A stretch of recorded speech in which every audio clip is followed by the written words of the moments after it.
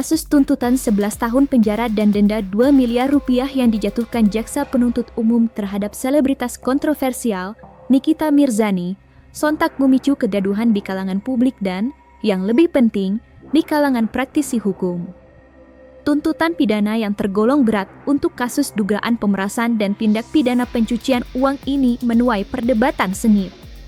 Sejumlah pakar dan praktisi hukum menyoroti tuntutan tersebut dari berbagai sudut pandang yang bertolak belakang. Apakah tuntutan 11 tahun itu terlalu ringan atau justru berlebihan dan terkesan dipaksakan? Berikut adalah rangkuman 5 sudut pandang praktisi hukum yang menyoroti tuntutan 11 tahun penjara Nikita Mirzani.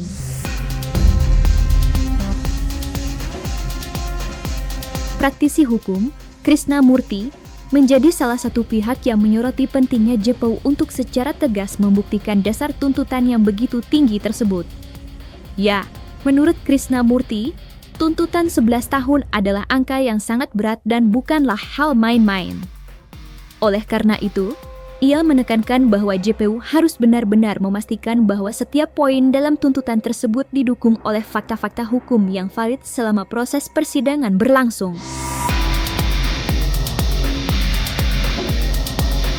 Ya kembali lagi tadi, tepat atau tidak tepatnya kan dilihat daripada fakta persidangan yang meyakinkan bukti jaksa itu sehingga menuntut Nikita Mirzani 11 tahun harus dibuktikan loh oleh jaksa penuntut terkait tindak pidana yang dilakukan oleh Nikita Mirzani terhadap pemerasan yang selama ini kita dengar kan bahwa pemerasannya itu.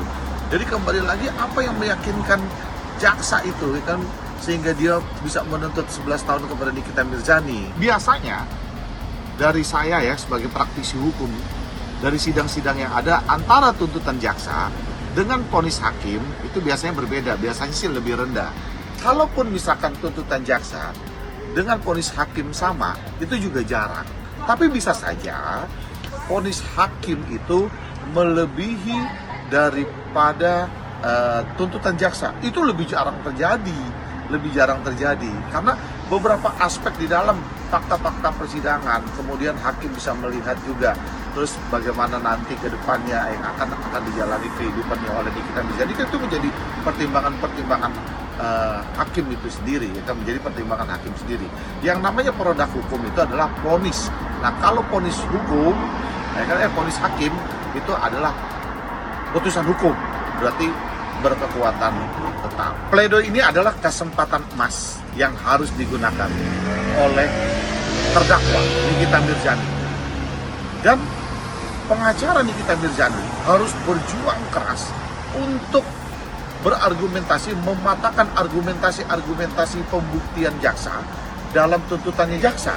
Sehingga ini adalah kesempatan emas yang harus digunakan. Misalkan dia mempunyai bukti-bukti kan yang di luar bukti-bukti itu yang tidak sesuai kan dapat dibuktikan kan oleh pengacaranya dan Nikita Mirzani dia kan bahwa mematahkan argumentasinya bahwa pemerasan itu tidak ada, kemudian tindak pidana pencucian uangnya itu tidak ada, lalu menyebarkan pencemaran nama baik dengan undang-undang IT itu tidak ada. Jadi kesempatan emas ini harus benar-benar dibuktikan. Dengan pledoi ini nanti hakim akan melihat pledoinya isinya seperti apa, argumentasinya seperti apa. Bisa saja tuntutannya akan menjadi rendah. Bahkan kalau penilaian majelis nantinya berpendapat lain, bisa saja sebuah putusan bebas untuk Nikita Mirzani.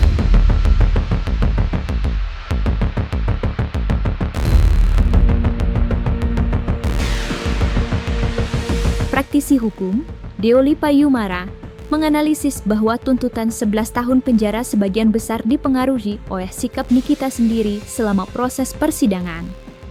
Ya, menurut Deoli Payumara, dalam hukum pidana, perilaku terdakwa di ruang sidang dapat memberikan dampak signifikan, bahkan bisa memengaruhi 30 hingga 40% dari putusan akhir yang akan dijatuhkan majelis hakim. Ya memang, jadi setiap persidangan pidana selalu baik hakim itu terutama majelis hakim akan menganalisa dan menilai perilaku terdakwa selama masa persidangan. Perilaku ini penting, proporsinya bisa sampai 30%, 40% dari nilai putusan hukuman. Gitu. Jadi kalau terdakwanya sopan banget mengakui dan menyesal, mengakui bersalah dan tidak mau mengulangi perbuatannya, mungkin itu udah mengurangi 40% dari ancaman hukuman yang diajukan jaksa. Hakim langsung berpikiran diputuslah kurangin 40% dari tuntutan. Gitu. Karena hakim juga paham, oh ini sudah bertobat namanya kan orang bertobat kan lebih ringan hukumannya. Tuh. Jadi kalau kasusnya Nikita Mirzani kan paling lama 20 tahun itu kalau TPPU kan. Ya makanya dia ambil di wilayah 11 tahun. Apakah itu rasional? Ya kita nggak tahu rasional apa tidaknya, tapi memang jaksa ketika menuntut mereka merapatkan dulu dengan jaksa di atasnya, dengan petinggi-petinggi yang sudah tercantum dalam surat perintah penanganan perkara. Jadi jaksa kemudian akan rapat itu berapa tahun yang pantas dituntut gitu. Jadi ini keputusan kolegial kejaksaan, keputusan institusi dan nggak bisa diganggu gugat. Yaitu tuntutannya seperti itu. Apakah itu kemudian dianggap berat atau apa ya? Timbang-timbang masing-masing. Bagi terdakwa berat, bagi pelapor kita nggak tahu, bagi majelis hakim kita nggak tahu. Tapi tetap, walaupun jaksa menuntut, tetap hakim juga yang memutuskan. Kita nggak bisa baca pikiran hakimnya. Perkaranya juga kita nggak detail ikutin, di persidangan juga kita nggak tahu isinya apa, tapi kalau kita sudah memprediksi kita nggak bisa, karena pikiran hakim itu susah diprediksi. Pengacara Nikita Mirzani harus cerdas untuk menganalisa perkara, menganalisa bukti, menganalisa keterangan saksi di persidangan. Jadi pengacara Nikita Mirzani harus meramu pledoi yang paling bagus bagaimana, yang meringankan bagaimana, yang membuat bisa lepas dari hukuman bagaimana. Mereka pasti tahu itu. Nggak kita ajarin ya, tapi mereka pasti tahu itu bagaimana caranya membuat lepas dari hukuman, kemudian argumen-argumen seperti apa yang bisa memberikan hukuman. Itu mereka pasti tahu, karena semua pengacara ketika sudah di persidangan pasti harus menguasai ini.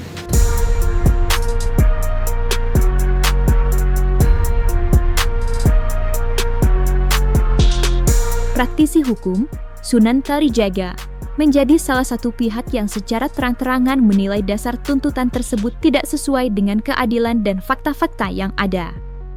Ya, Sunan Kalijaga menyatakan keterkejutannya atas angka tuntutan yang dinilai terlalu tinggi dan luar biasa berat. Ia menegaskan bahwa tuntutan 11 tahun, yang melebihi tuntutan untuk beberapa kasus kejahatan serius lainnya, menimbulkan pertanyaan besar mengenai dasar hukum yang digunakan JPU. Ya, yang pasti kami ya praktisi hukum juga kaget. Kaget artinya itu tidak main-main, tuntutan 11 tahun dan denda 2 miliar itu bukan tuntutan yang ringan ya. Itu tuntutan yang buat saya luar biasa. Ya, ini agak bingung juga kalau dituntutnya sudah tinggi gitu, kira-kira mau berapa diputusnya nanti? Ya kan? Karena dan atas dasar apa tuntutan setinggi itu? Kira-kira predikat crime yang mana ya yang bisa dijadikan acuan gitu loh. Karena kan kita sama-sama tahu kalau namanya pemerasan itu nggak ada sampai 11 tahun. Ya, makanya itu yang bikin kami kaget tuh, berarti tuntutannya itu dasarnya apa? Dari mana?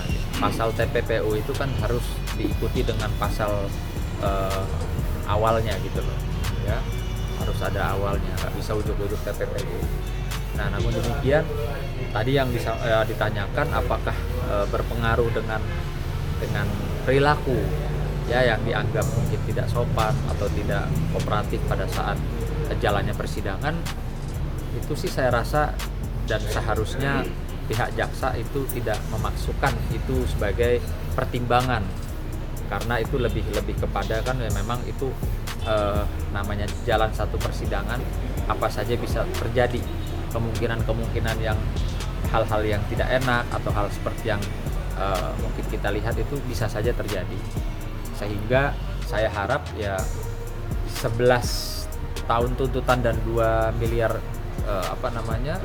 denda itu harus lahir dari betul-betul pasal-pasal dan ancamannya dan dapat dibuktikannya.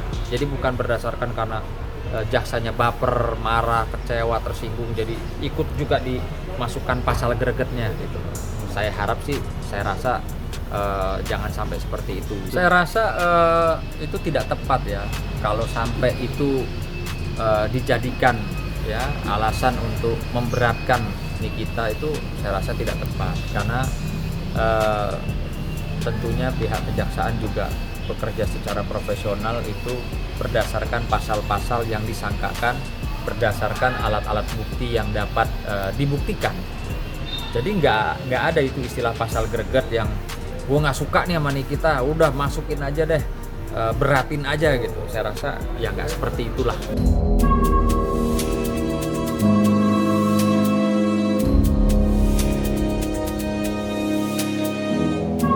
Praktisi hukum Irjen Pol Purnawirawan Riki Sitohang memberikan pandangan hukum yang terukur.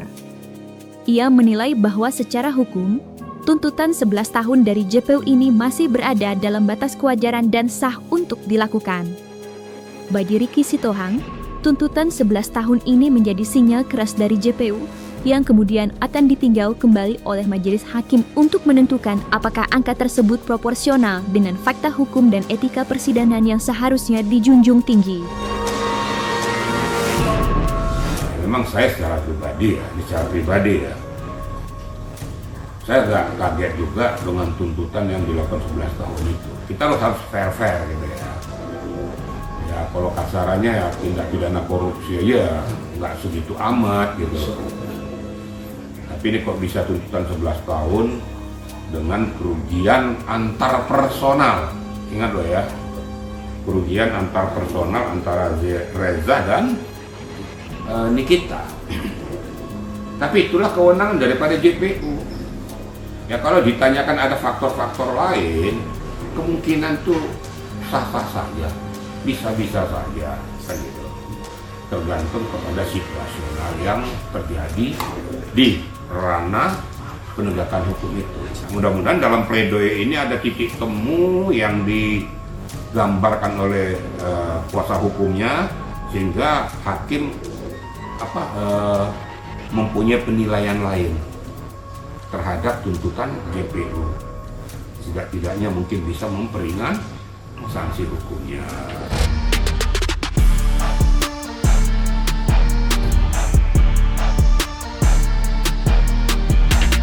Praktisi hukum manapun, termasuk yang berpandangan seperti Fathahillah Akbar, akan mengakui satu hal, yakni tuntutan tersebut merupakan kewenangan dan hak prerogatif jaksa penuntut umum. Dalam sistem hukum Indonesia, JPU memiliki peran sentral sebagai pengendali perkara pidana, dominus litis. JPU berwenang merumuskan tuntutan berdasarkan keyakinan mereka terhadap bukti-bukti yang terungkap selama penyidikan dan fakta persidangan. Kalau dia didakwa itu dengan pasal 27B ayat 2, Junto 45 ayat 10 Undang-Undang ITE, itu ancaman pidananya 6 tahun. Tetapi dia tidak hanya didakwa dengan pasal ancaman pemerasan untuk menyebarkan, untuk pencemaran nama baik ya. Jadi itu ancaman pemerasan dengan kalau dia tidak mendapatkan uang atau tidak akan memberikan pencemaran. Itu hanya ancamannya 6 tahun kalau melalui elektronik. Tetapi kemudian dia karena menerima uang dari pemerasan tadi dianggap terbukti oleh jaksa, kemudian uang tersebut digunakan untuk pencucian uang. Nah, kalau pencucian uang di dalam pasal 3 Undang-Undang nomor 8 tahun 2010 tentang pencucian uang, itu dia diancam dengan pidana 20 tahun. Jadi sebenarnya kalau di dalam konteks ini kan ini terjadi perbarengan. Jadi ada dua perbuatan pidana yang berdiri sendiri-sendiri, yaitu perbuatan pemerasan dengan pengancaman pencemaran ditambah perbuatan pencucian uang yang sebenarnya maksimalnya 20 tahun, karena kalau misalkan dijumlahkan 20 plus 6 tidak boleh kalau dalam konteks ini, karena pidana penjara maksimal 20 tahun, jadi maksimalnya 20 tahun yang kemudian diberikan pertimbangan-pertimbangan menjadi 11 tahun. Sekalipun saya harus katakan hakim belum terikat hal ini, hakim terikatnya dakwaan. Apakah kemudian hakim menjatuhkan putusan nanti di bawah itu sangat masih dimungkinkan. Tapi ini menurut harus dilihat juga tidak hanya dakwaan, tapi alasan-alasan yang memberatkan menurut penuntut umum itu apa saja sehingga kemudian tercapai angka 11 tahun itu memang sudah menjadi dominus litisnya atau kewenangan dari penuntut umum untuk menilai sendiri pembuktian mana yang terbukti.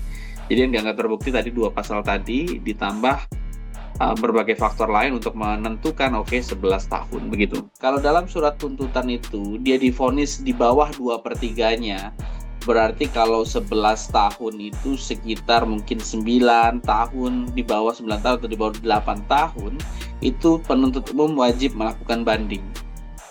Kalau misalkan divonis seperti itu.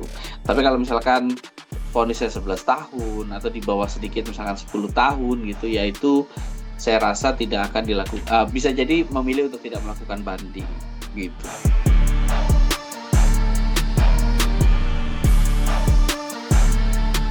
Dan jangan lupa untuk like, subscribe dan juga share channel YouTube Cumi Cumi.